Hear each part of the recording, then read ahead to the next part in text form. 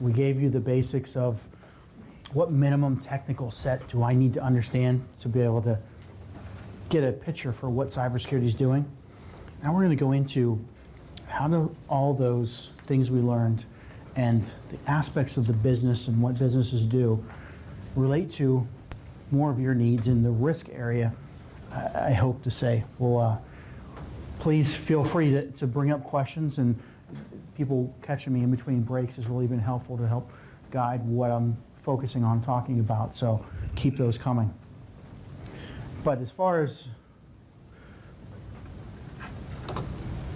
the business aspects of security, we're going to look at categories of security in business. And I've come up with 20 of these. Don't be overwhelmed. We'll do it in short spurts, and some of them will be more effective and more relevant than others. But for each of these ways businesses use security, we'll give some definitions related to them and some of the components. Some implementation of security features. So a little bit about how they relate to the cybersecurity features, and then how they relate to how those cybersecurity relate to the real world security features. Oops.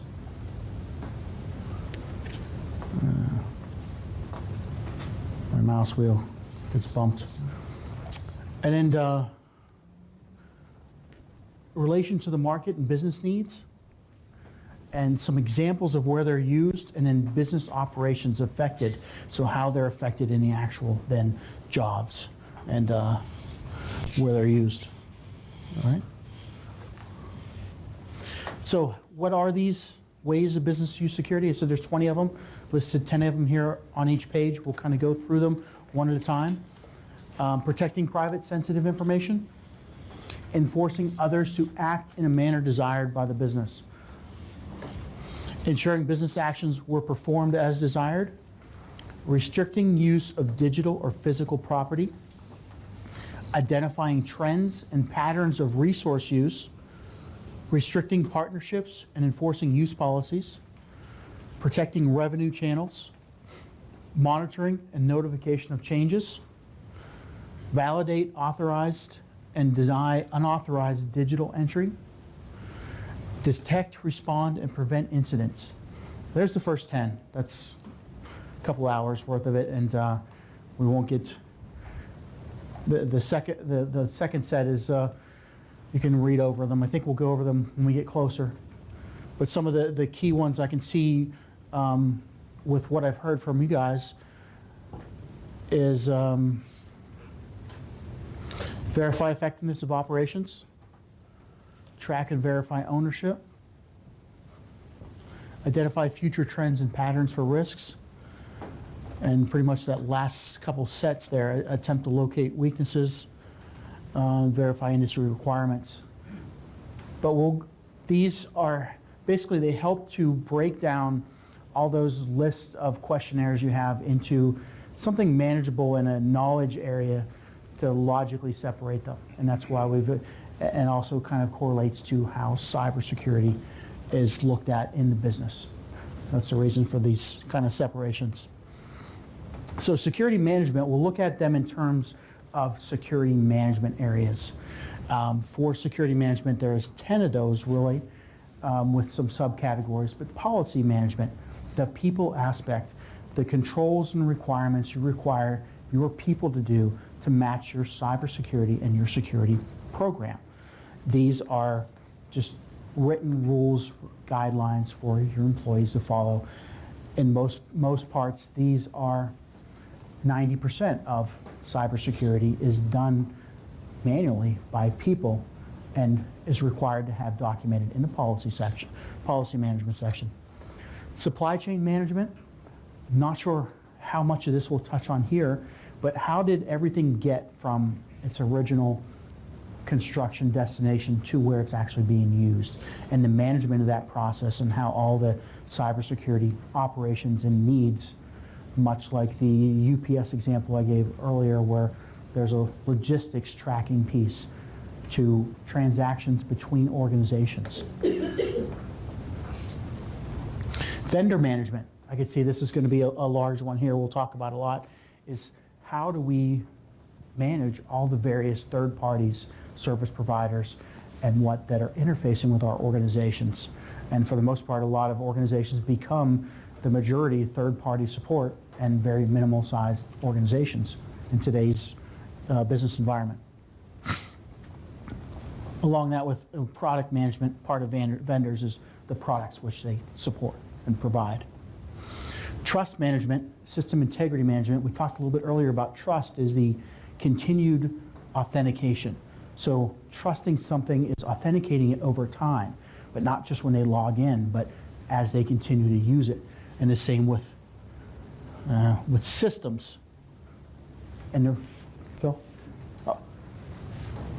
On vendor management, and I think this will be helpful to me, probably for others too, if you go through and just describe some of the typical vendors that you think a county might be using that would have some issues to worry about. To start with, all of your cloud providers, your infrastructure as a service, systems as a service, software as a service, data storage as a service, all your providers that come into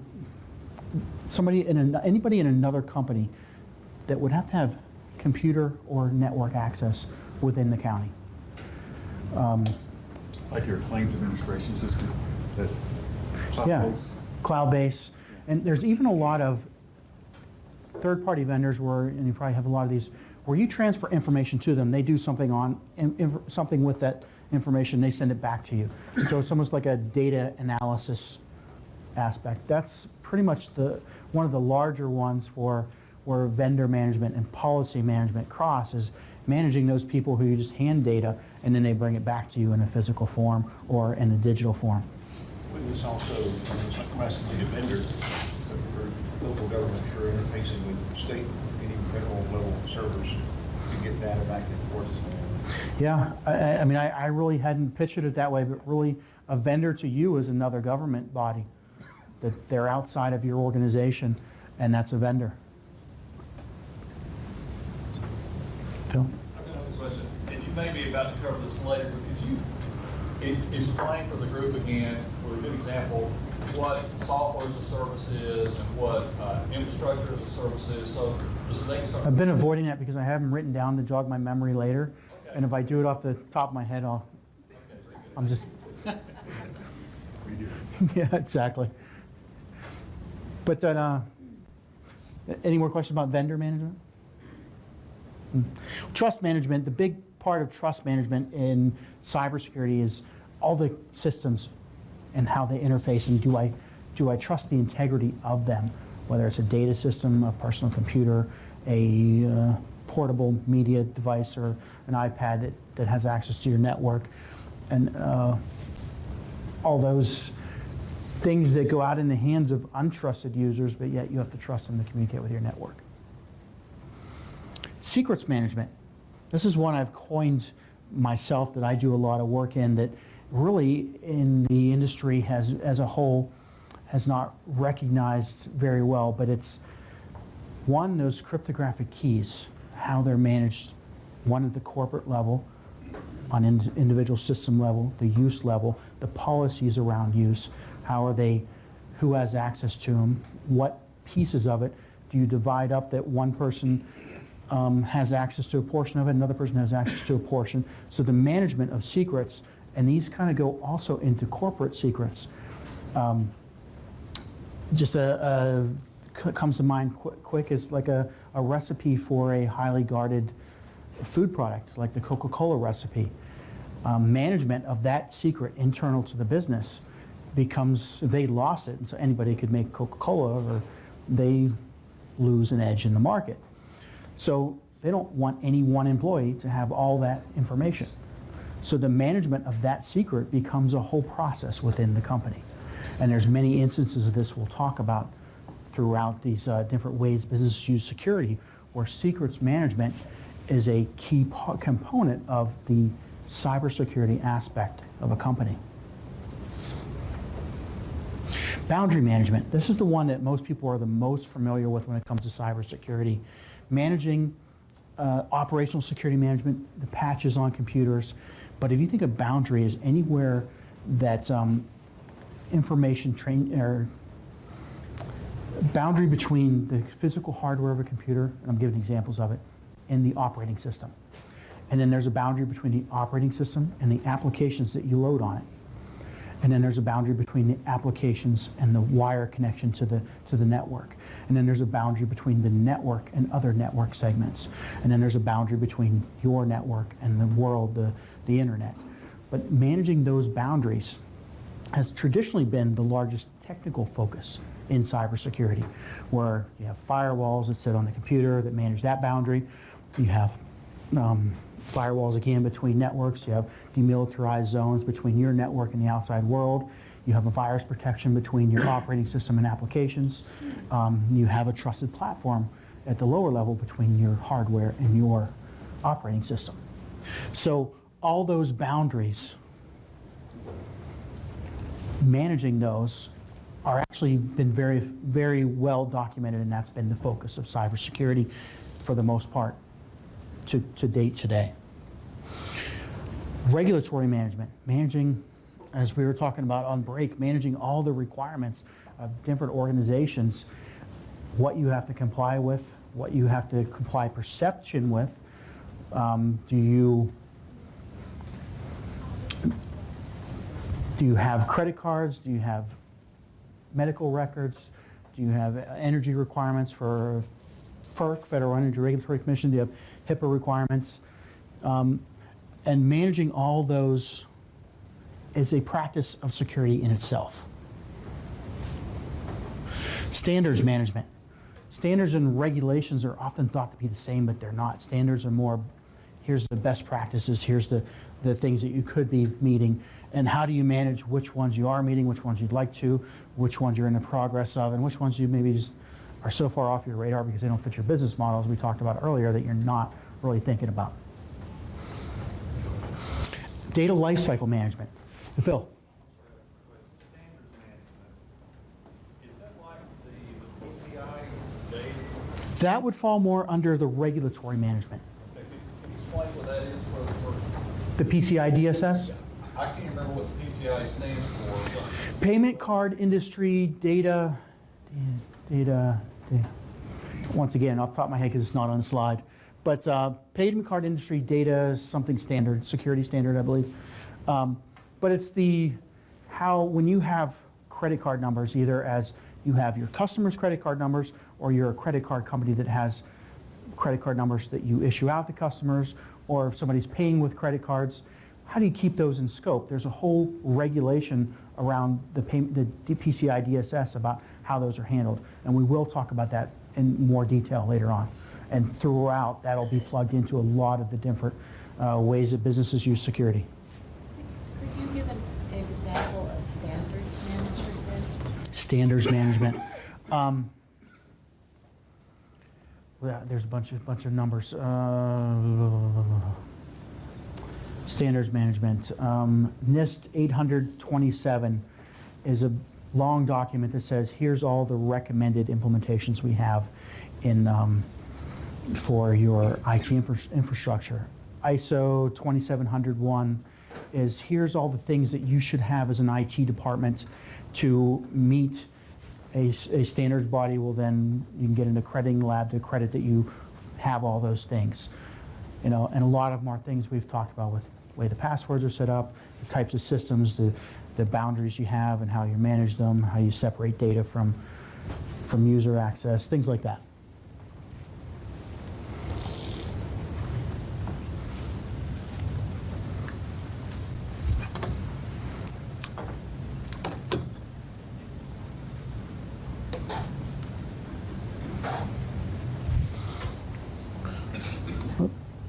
Data lifecycle management is data privacy, data utilization, data separation from its cradle to grave, from data production, how you get it from the human, the person, the source into a system, and how you protect it, and how you authenticate that. How do you verify the information going in? So in a user application, you verify the information by displaying it to them. And they hit enter, yes, this was right, I put it in. You might even pop up and say, I checked with the US Postal Service and this address doesn't exist worded that way. Is it this possible address? That is a validation of information input. So that is kind of the first step in the data lifecycle, is the security involved around validation of the input. And then it's handling, its transmission, its storage, operations, its integrity over time, all the way up into its destruction. So companies, some stuff in the press here, a legal office sold an old printer that they had for 10 years, or copy machine, just on like a used equipment market. And they had a hard drive in there. And somebody who got this copy machine went through the hard drive and was able to reconstruct from the ghost images, things that had been deleted, but they don't get actually wiped from memory. They're just, the headers are removed. So the operating system says there's nothing there because there's no header. But the bit patterns are still there, like I showed you on that block that showed what bit patterns look like. So a forensic company can go back in and recreate that memory and look at those files. So now they had 10 years of client information from legal cases that somebody basically stole or had access to because they didn't destroy them properly. So destruction, the end of that data life cycle, is just as important as the beginning of it and the intermediate steps in it. But a lot of focus isn't put there, and really even thought process that, whoa, that I deleted it. It's still on the hard drive. And that's where the kind of the forensics comes in, and ways that you can fully delete something. It has to be part of this data management, data lifecycle management. And the last one I have is risk management. So identifying, categorizing risks, quantitative analysis, qualitative analysis, and how do you determine and rank them according with, first of all, we talked about the business models in security. You know, what's the most important to your business model, and how do you manage them over your importance factor, and also the other perception, information loss, compromise, areas of what's the value of the data, as well as transaction, or whatever you're focused on in business. But the managing risk, we will talk about that a lot, especially probably tomorrow. In a lot of the sections we have tomorrow, we'll talk about risk management. But literally, it'll be all the way through all the others, just so you know, we're not skipping it today. Another way that this is the traditional, we'll say technical way of looking at security by security domains. I will actually focus more on the security management aspects of security than the technical domains. But I'll list them because everybody in the IT section will have these and they had to certify on them. And this is how they look at information management and cybersecurity from a more technical point of view. But access control, controlling the access to systems, physical rooms, physical access, hardware, whatever.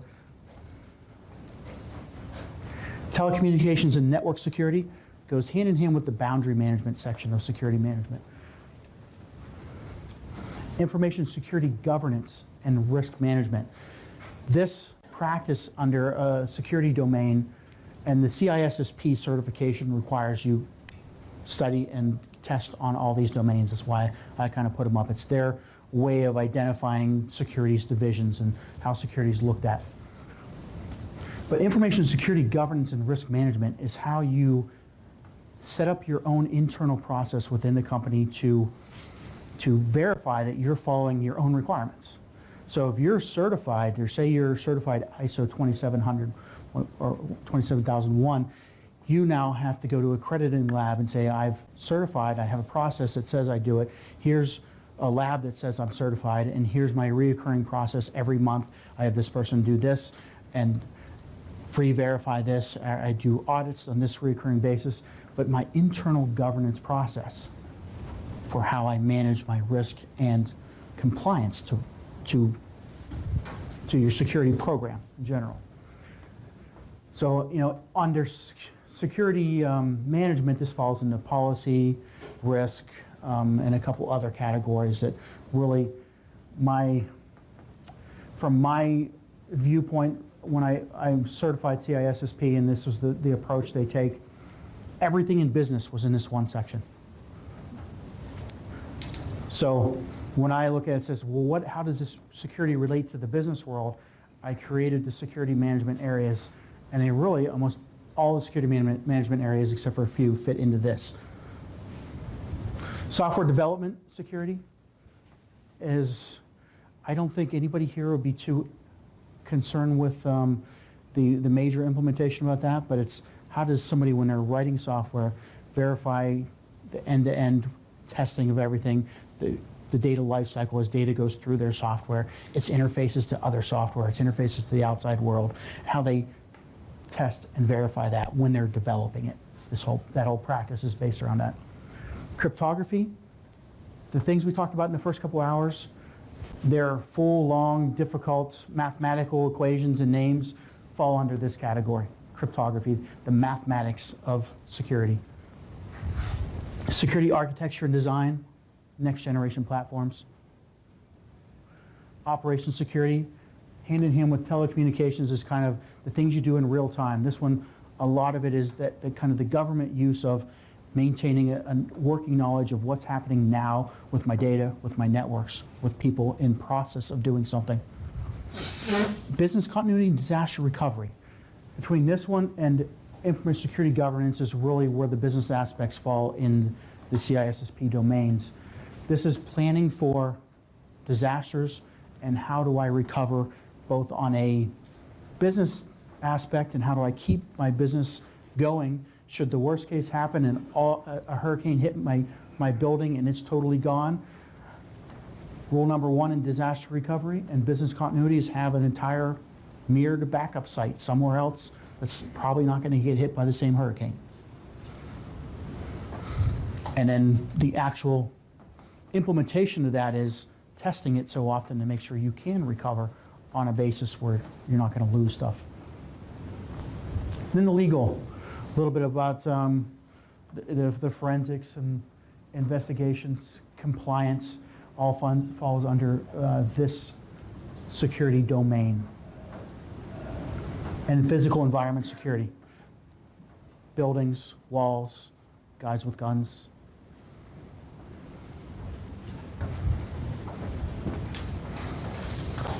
So the first way that businesses use security, we'll get in more depth and detail on. Protecting private, sensitive information. I'm sure will be of interest to all of you. Please ask lots of questions on here.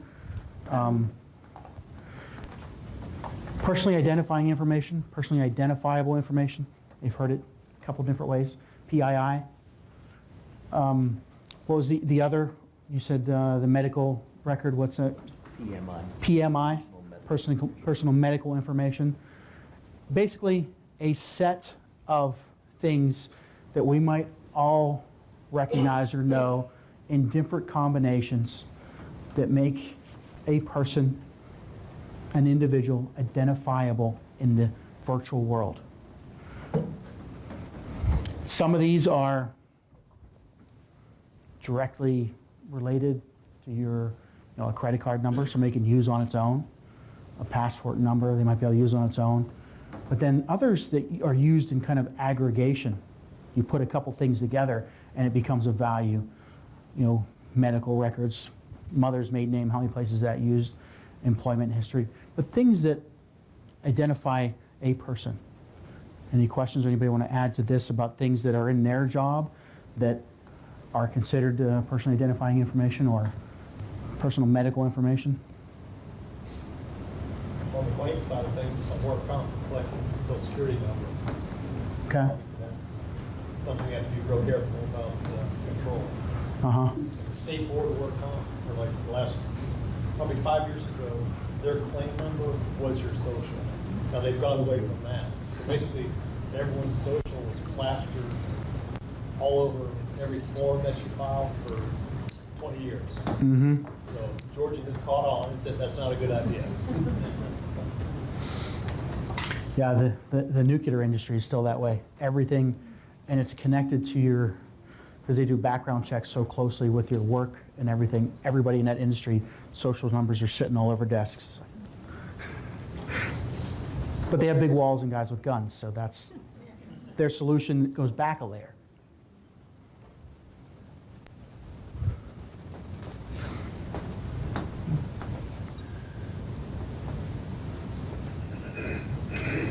So industry regulations are big in this area and kind of define a lot of what the sets of this personally identifying personal medical information is.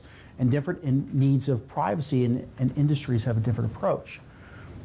Standards organizations, and we had a question about standards earlier, but National Institute of Standards and Technology, International IEEE, International Standards Organization, and I don't know all the acronyms, but I'll just stop there.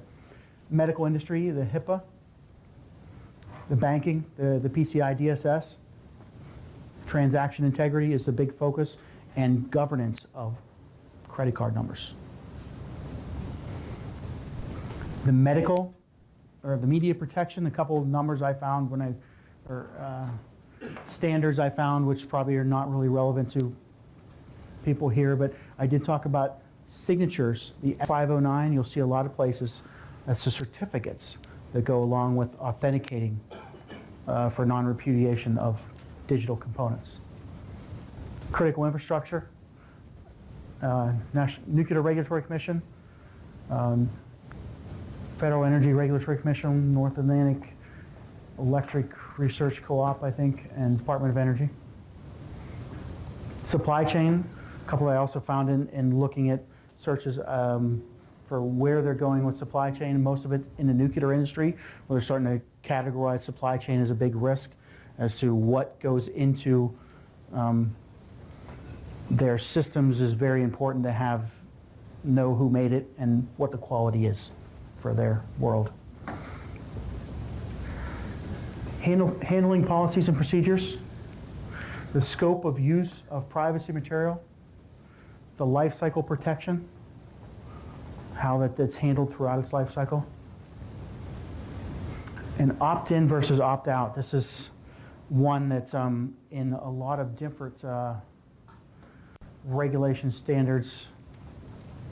There's a different approach to whether the information belongs to the company, as the individual doesn't have the right to refuse the company to have their information, or does the information belong to the individual and the company then have to ask their permission to maintain it.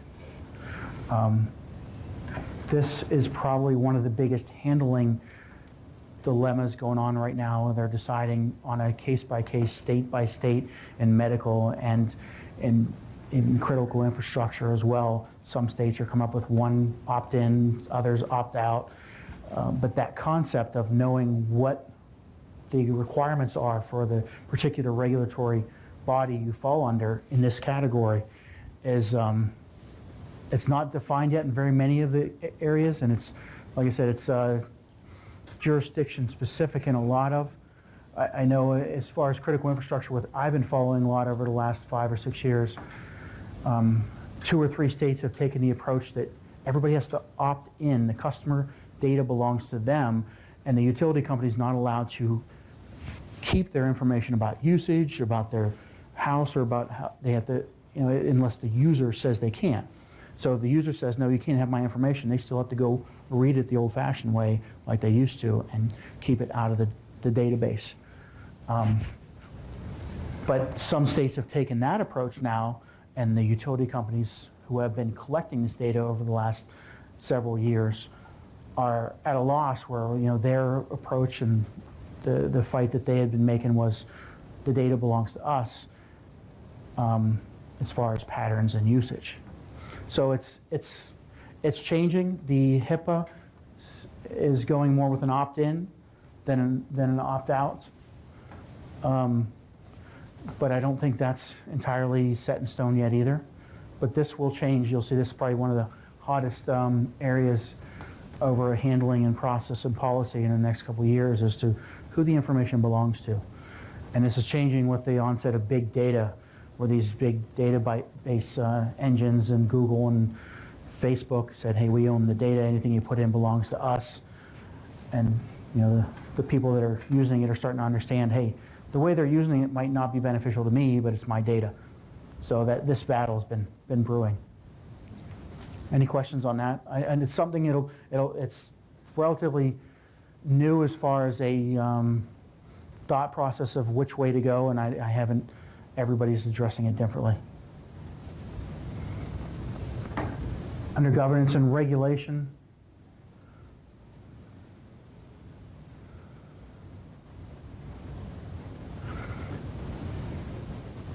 so PCI, we talked about that a little bit.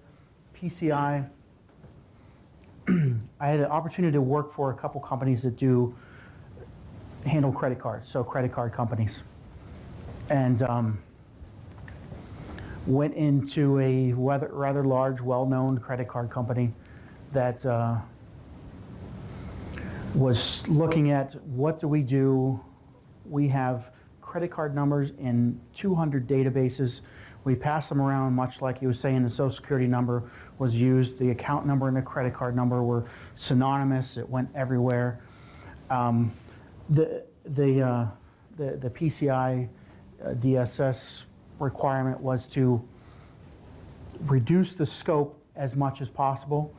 Is probably the biggest part of what PCI DSS is inside the company, make it so that only the people who have to have the full credit card number to do an aspect of their job actually have access to it. So the first part of that is go into a company that has used, like he said, the Social Security number everywhere for the entire existence of the credit card company. They use the credit card number everywhere. And say, well, first thing we do is we have to change that credit card number so that nobody has that full credit card number. So we have to make a way to say, and what the solution that's prevalent in the industry is called tokenization. So it's much like when I said the password should never be accessible within a company. The full credit card number should not be accessible to anyone in the company unless the user who they're talking with gives them permission to access it. So if they're on the phone or their job requires them to interface to a user, they then go internal to their corporate structure and access the full credit card number with permission of the user, and that transaction is recorded in a non-repudiation, as we said, so that now every time that their credit card number was accessed in full, they have a timestamp of the person, the time, who they were talking with, and even an audio permission of them giving them access to get the credit card number. So this governance process, which none of these big companies really have this down yet. It's like you said, to get away from using the Social Security number on everything isn't going to happen even in a couple years. So they started an internal assessment on how many systems in our company have this credit card number. Let's first make the tokenization, make a method of checking out the full credit card number, and then try to then populate the pseudo token credit card number into all the systems. So that a big part of security, remember I said at the very, very beginning, keeping the good guys in line. So the biggest part of security required to manage and govern internal to a company is keeping people who you trust have only the access required for their job. So in every aspect of PCI DSS, that's what it's pushing towards. Like I said, though, they're going in phased approach and they're giving all kinds of exceptions to companies that aren't quite there yet because they're so far away from getting to that point. But like the breach with Target, there's no reason for Target to have ever stored credit cards for customers. Under PCI DSS, they should have been, when they needed a credit card number, straight through to the credit card company, or vice versa. For them to store that for convenience so that if you make a transaction later, they can follow you, was just very much like Facebook saying, well, we own your information. If it passed through our system, we can store it without telling you. So the big thing to take from this is governance internal to a company is about keeping the good guys in line and minimizing the scope of access to operations that you are already doing within the company. So we're looking at assessing risk. Any place that, or any company that they have global things floating around as far as personally identifying information or any set of information, they should only have access to it when they need to, not just all the time. So the risk involved with how many places, and you can start quantitizing when you say how many systems now have access to this identifying information set. The risk for all those systems is now quantifiable based on a number of systems. And if that gets put into a risk profile, then the company knows, and this is what's happening with the big credit card companies, they have 150 systems. The one I worked with had around 150 systems that had credit card numbers into it. Now, if they could get down to 75, they reduce their risk by a quantifiable number. And if they could get to a point where they had transaction integrity on the use of each one, they've greatly reduced their risk on top of that. So risk management is a matter of almost a game of numbers as to what can I make effective with my security solution. Now, how many places through the organization am I doing it? Any questions or? So I guess, I'll use a real-world example from one of our member Okay. counties, is that if they're collecting property taxes or utility payments online, the best practice is always use a third-party vendor to do that for them and not to themselves try to tackle this and collect credit card data themselves. Absolutely. What Yeah. did he ask? He asked if somebody is, if your county is collecting payment from who's paying? Citizens. Citizens are paying utilities or property taxes. He said it's best to use a third-party vendor that collects the credit card payment for you. I said, absolutely. You don't want that responsibility. You want to have somebody who is certified PCI DSS to have that. That's one of the questions that's on our application, by the way, that we're working on, is we want to know who's collecting the data for you. It reduces your risk tremendously if someone else is keeping that. And at the same time, when you're building the relationship of who do you get to do that, it's somebody that has their PCI DSS certification or accreditation. So that's part of the vendor management as well as the data lifecycle. And if all possible, you don't want to have that information. I mean, if a CEO of Target absolutely should have been fired. Whoever made the call that says, we save this information, should be liable for it. Because they had no need to save it. It was for their convenience. It wasn't for the people using the store.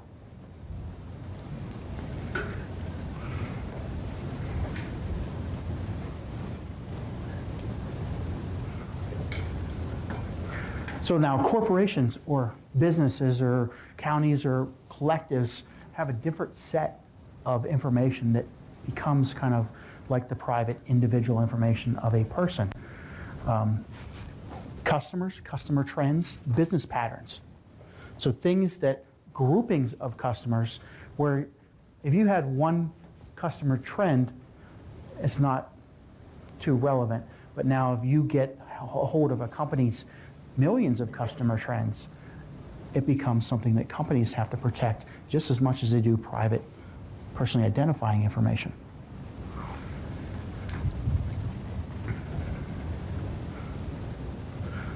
Other things like corporate knowledge, processes. A lot of companies build their business model on a process. I'm not sure how much that's relevant here, where a process you don't want to get out to another organization or whatnot. Improvements, statistics. Statistics might be a big one. Tell me if this is true or not.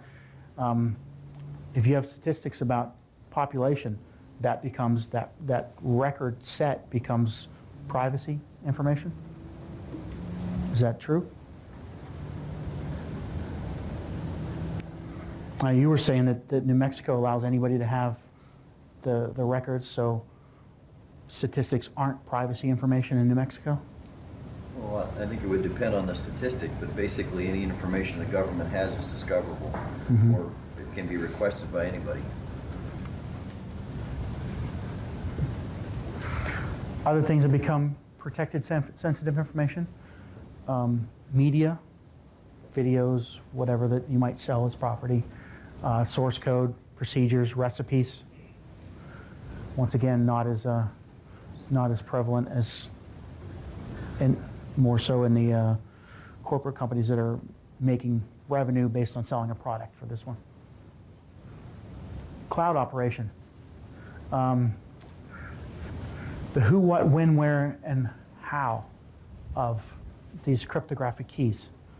So this is, we talked earlier, I kind of deferred to that topic to this one about how secure is the cloud and what should I think about with security. You think about these kind of things, what, when, where, and how. What are you putting into the cloud?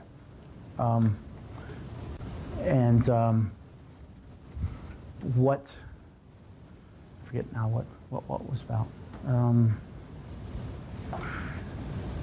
What systems you have access to your data, at what times, and that kind of goes into the when. When you put information up into the cloud, and you have a vendor who says, okay, this is pretty rampant now in the cloud space, we provide security. We protect your content. We encrypt it up in our cloud. So now you log onto their system with a password. You put your plain text data up there. Where's there? They can't tell you where there is. And they're going to encrypt it at some point. That's the when. But the truth is that this encryption process takes a lot of resources. So they'll be saving it somewhere and then encrypting it later, even if it's just a temporary save, caching it and encrypting it. So now the data lifecycle becomes a thing. Look like you had a question? No. But so when are these actions done? Somebody told me, oh, I lost my password to my cloud drive, so I had them reset it. I'm like, okay, so now, and they're like, well, and they told me in the same breath, the information's encrypted, so they're a good provider. They tell you it's encrypted, you put a password in there, but yet they can get your password and get your information back if you lose it. Basically, in the same breath, you told me they don't have any security at all because they've circumvented it at the same time as they made it. And that goes into the who. Who has access to the internal processes of how that's done is important. If you are anybody at the company, if they have a password backdoor or password reset, anybody that works there now has the knowledge of how to reset every password there, not just one. Anybody that knows the process knows how all of it works. And that's the problem with a password reset security circumvention, is that it's a single process to do every user account that they have. And that's where the danger lies. The where is it stored? What country is it in? Where at in the web? A lot of your cloud providers, you ask them that question, they don't know because, like we said earlier, it's dynamically allocated at runtime. So it just goes out there and looks for something. So now the when becomes important. Did they encrypt it when they sent it up, or store it somewhere, then encrypt it later and put it back in storage somewhere else? So, go ahead. When we were audited, we use a cloud server to store data, and our external auditors ask us questions about who that is, and we get a copy of an ISO certification report that the service provider has complied with. Send it up. I mean, do you know anything about the certification process? Probably ISO 27001, I think so. 27000. I think so, yeah. That basically says, and that's what we were talking about earlier, that their IT department has all the pieces that an IT department should have. So, yes, they'll, and that's why kind of all these pieces,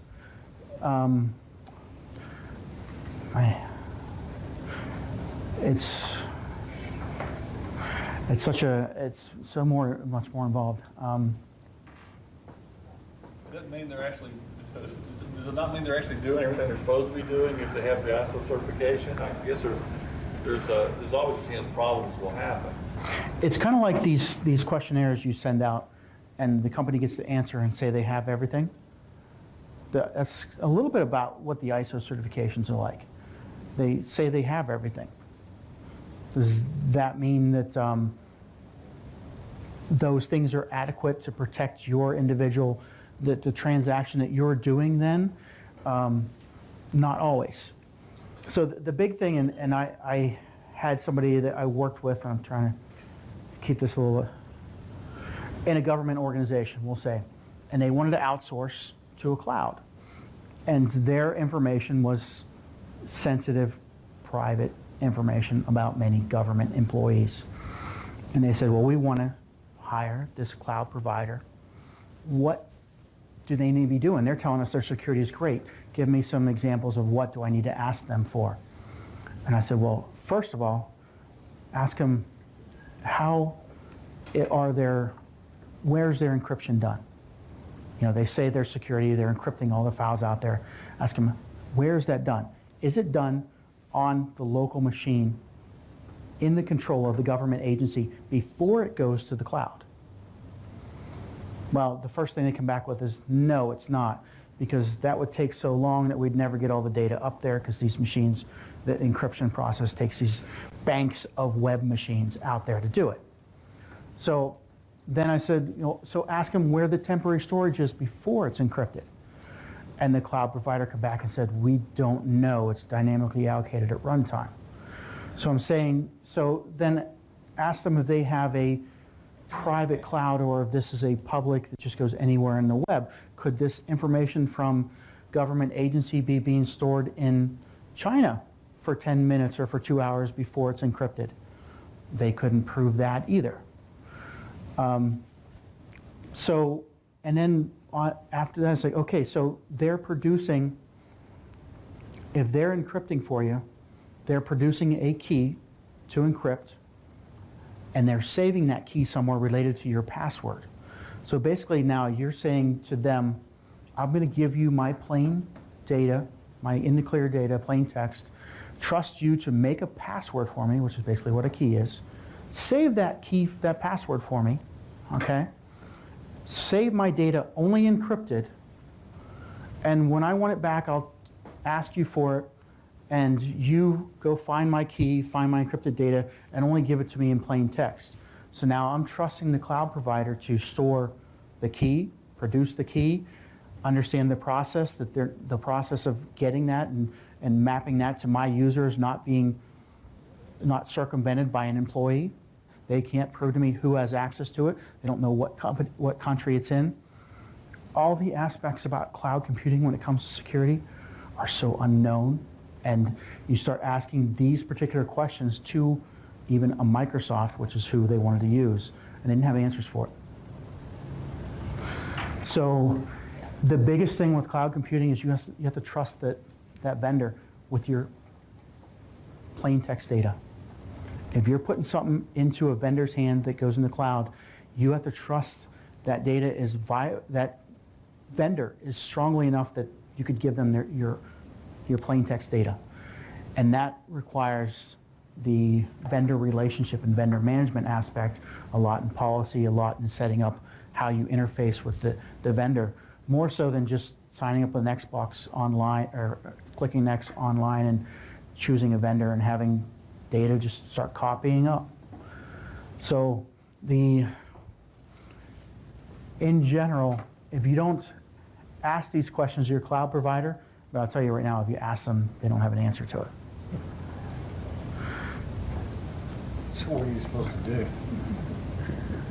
I think cloud at this point would have to be a Ask anybody in cybersecurity if they would want to use a cloud for this stuff, and they'll all just look at you and shake their head and go. The definition of cloud is dynamically allocated at runtime. So does that mean that the provider doesn't own the hardware on which your data is stored? Absolutely. And so How do they make arrangements with the hardware owners for the storage of that data? They don't know the hardware owners. So virtually, just an algorithm says, give me the next available space out there on the internet. So if you've got a server sitting there running connected to the internet, they may be storing data on your server? No, you'd have to be part of the data. So you run an operating system piece that says, I'm a data storage on the cloud, and I let people take my space. Or I'm a processing agent on the cloud, and I let people use my processors, and they send me unprocessed, I process it and send them back the result of it. So it's just resources online. It's basically expanding the PC bus has all these components that do a job. It's breaking each one of those PC components into a million and distributing them across the internet. I don't want to sound too negative on cloud, but as far as cybersecurity, there isn't a good option right now.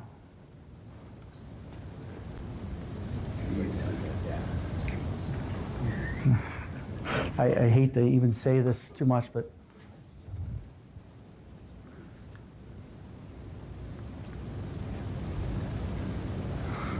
you have to trust the vendor is the biggest thing.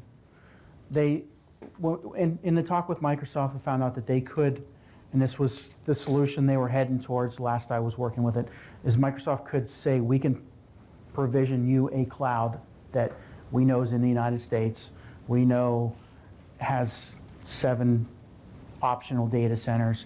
So they were basically dividing their cloud into some trusted space. And that's what Microsoft, a big company like that, could do. That's the guarantees they could make to solve all these questions about visibility and access. But overall, if you're not as worried about information security, cloud providers are great. I mean, they back up the data, it's in more than one place, and you can always get to it. So if you're just storing transaction integrity items and logging, and you don't care who sees your information, so some of this now becomes, which information do I put in the cloud according to my business model, and which stays under my control? Cloud, very viable operation source. If you're doing software as a service, lightning fast operations, you don't have to house it, you don't have to buy servers. Awesome. Then you start to look at data. How do you, the big question is that data across where it's at and where it's housed, and start asking those questions, and get to a point where, for your business model, what risk do I have that data can be accessed on the web? Do I really care? You know, a lot of times if it's backed up and you can recover it, you don't care. I actually have a question for Phil. You keep saying that our members are going to have to trust that cloud provider. I don't trust people. I don't think anybody here does. We wouldn't be the job we are. Is there a possibility we could maybe have council develop transfer of risk or liability transfer indemnification language for us to give to our members that would really actually transfer that liability to a cloud provider, that if they lose the data, they're going to actually come to the table and protect? So you have to value the data first, though. What is the value of it before you can assess? And unless you have a value, the value of the data is different than the value of the perception of your company. We kind of separated those out. The data might, and this is where Target got into issue, because they had an insurance policy, whatever, to pay $3 for each user that they lost their credit card information for, because that's how much LifeLock cost. But what did that do to their perception hit on the company? Well, actually, I'll tell you a little secret. It raised their sales, because any press is good press, right? Unfortunately. That's a great question, Diane. We can have council draw up some language, but will the providers agree to it? That's the question. Well, and that language is only as good as that provider. I mean, how many of us had contractual relations with Lehman Brothers thinking that they were secure and were going to be there to back them up? And that's what I'm saying, the trust for your vendor is the most important. You have to be able to trust that they can have your data in plain text, in my opinion, before you can trust their cloud. if our members are saying, well, here's the contractual language that our insurer wants us to use, and the vendor says, well, I'm not gonna sign that. Well, why not? You're telling me you're the most secure system available, why wouldn't you be willing to back that up? And it might at least provide that, that start for There may be 4 or 5 questions we can ask them, and then after they answer those questions, you may want to just provide it too. The net Yeah, I'd love to help with this if you guys need some help on that. diligence site has excellent information on what to be asking your vendors and what kind of things you want in your contracts. I know some insurance has indemnification insurance, but good questions you should be asking and protective things you should be putting in your contract.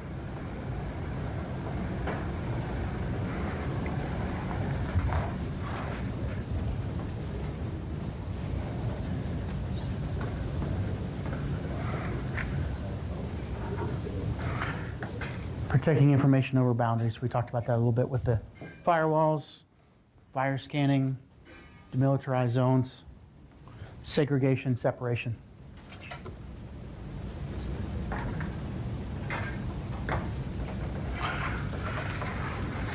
So now, where and when is protection of personally identifying sensitive information done? As we've kind of been going with this discussion, I think it's going good. Partners that are handling your information, setting up that contract, setting up how and why you trust them, not based on some buzzwords they put in their marketing about their cybersecurity.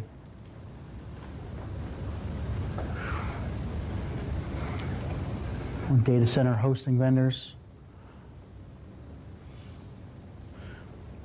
Managed security providers. Here's another kind of software security as a service where you'll get vendors coming in and saying, I'm going to manage your security on your county.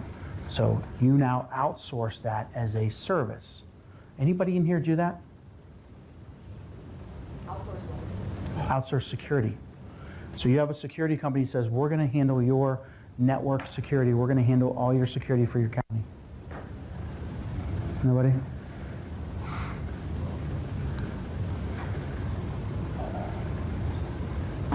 That's probably the tightest contract you'd have to have. And I haven't seen any there, so I know there's some companies out there that do that, but I haven't seen a contract that they would have and what they offer, what liability they take and what they don't. I'd be interested to know what they think they can take on. Data processing vendors is another big category. Is I think we said earlier, you turn data in chunks and blocks over to somebody, have them do something with it and send it back.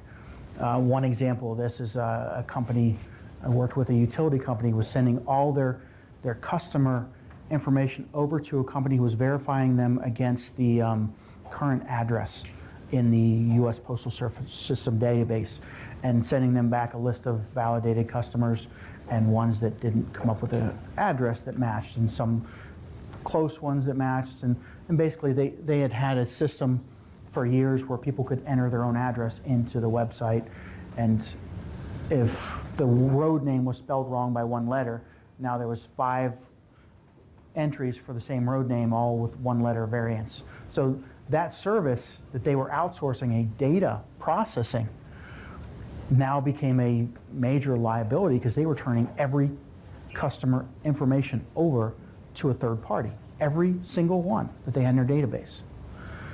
So those type of relationships become, from what I've seen, the most dangerous if you're assessing risk, and they're doing those type of relationships where they're dumping a whole database to someone and then getting it back in segments or separated in some way.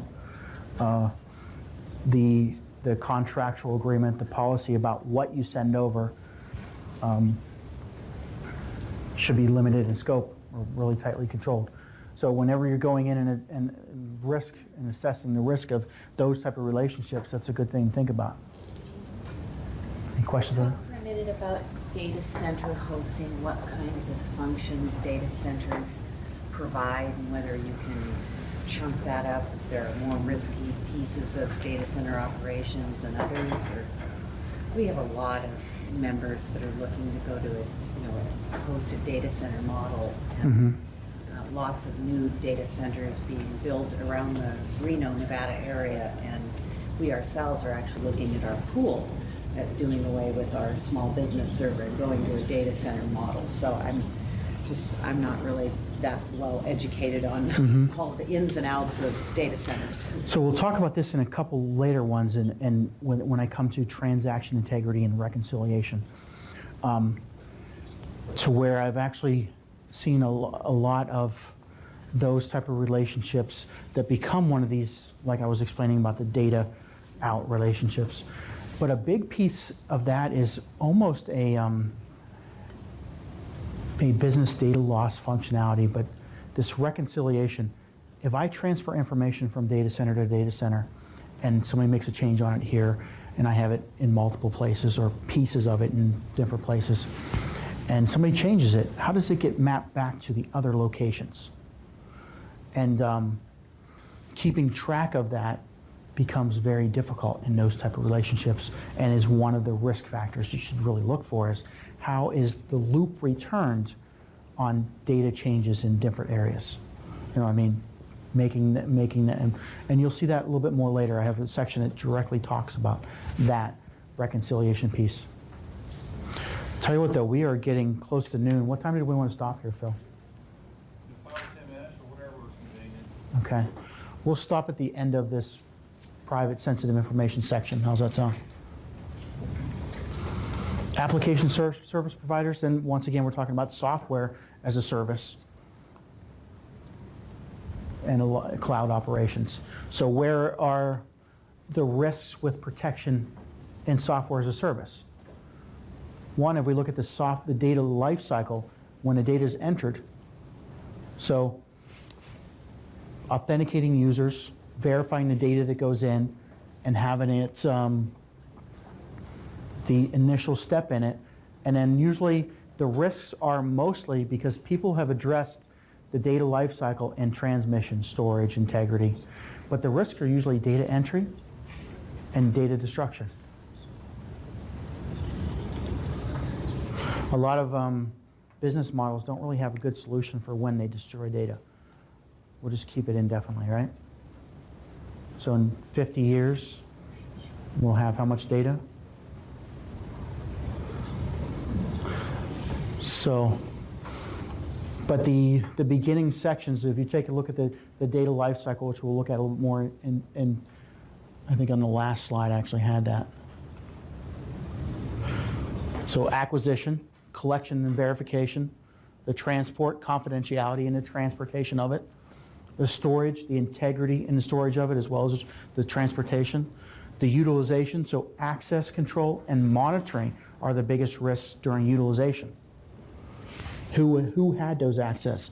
So during utilization, that access and monitoring is really done by logging. Do they now have a logging where they keep track of who was into it and what they did with it and the changes to integrity? And then auditing, verifying, spot checking what has been done and does it follow their process, and then the destruction. But there's the features in security that are most prevalent for each area in the data lifecycle. So that's where your highest risks are going to be for acquisition, its verification, and the collection process. And I said, like I said, that verification with the utility company I was working for was they were sending all their data out to a third party to verify addresses with not much planning behind the contract in general.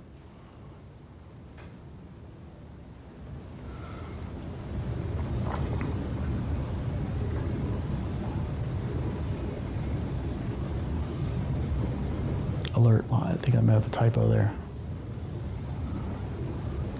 Offsite storage and backup, that's kind of what you were asking about. So what are the risks? There is the, there's a big risk to business continuity. And there's, if you're looking at from a data aspect,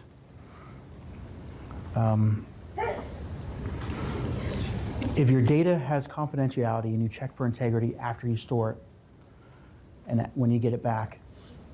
Do you really care where it's stored, how many computers it's gone across, or who's looked at it? And that's the approach that the current kind of data storage industry takes, is if the verification and confidentiality are done in the early stages of the data lifecycle, then the only thing we need to do in the storage lifecycle at all is check for integrity. Has the data changed? Because if we deemed it sensitive, we put confidentiality, we unencrypt it. So now it's sitting in a database and nobody can read it. That was done early in the data lifecycle. So as long as that's done early in the data lifecycle, the challenge with the biggest risks in storage becomes, is the right data classified and has confidentiality on it? And is integrity checking done? That's the largest two areas I say would focus on for risk. Does that help with the question we had on data storage, the offsite data storage? So it's more about classifying the data and putting protection on it than it is about the data storage in information security.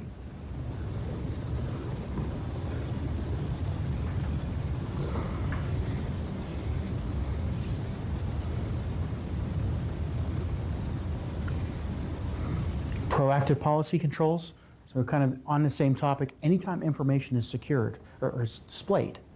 So if you access information through software and it comes back and it displays to the user, is the display displaying another user's information? This is a big part of the software development lifecycle. Is the right information displayed?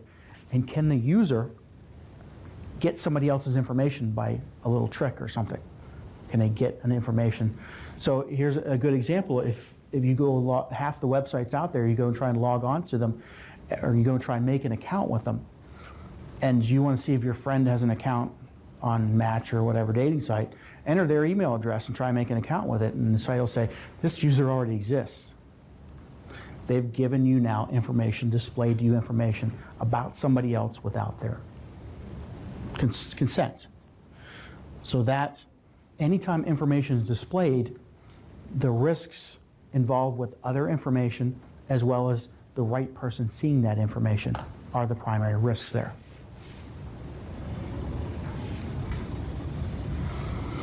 And those controls both physical and digital. So this is a big one I've seen in call centers where you'll walk by and people be talking and chatting on the phone, and they'll have pages and pages of notes, and you flip through, you see social security number address. They've written it down, and have it on their little notepad sitting on their desk. And it's just out and available for other people in the work environment. So a big part of proactive policies and controls are not just the cyber, but the transition of human to cyber.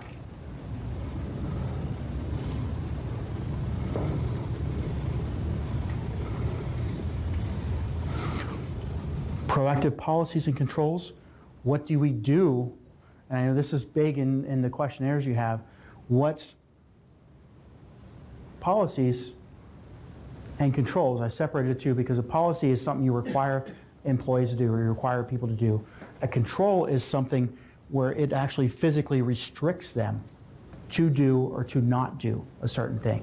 So controls are really the power in computers. And the power in cyber transaction is that you can now control the user to do things and operate in sequence or only have access or look at things that you want them to look at. But the policy part of a breach, having a thought process of what do I do, is really the first stage of risk identification. So what are your risks and what do you do if you have these risks, leads to which ones are worst case for me and which ones should I protect against first. And that becomes the control.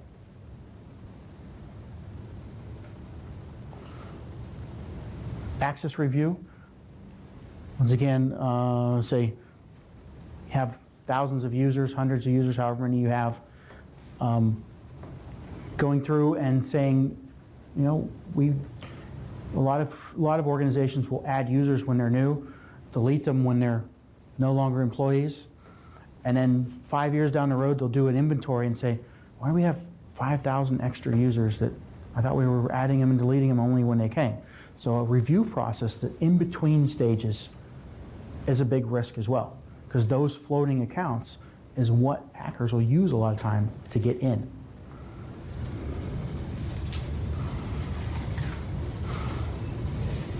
And training, which is what we're doing.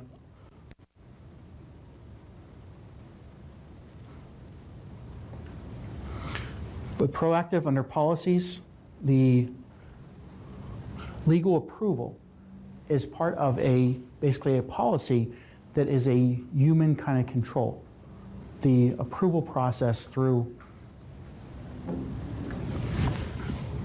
who is responsible for what actions and not, but to have identified them.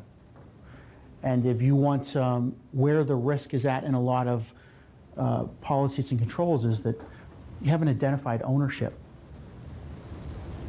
of assets, of processes, of systems, of whatnot. I can see we're all starting to fade here.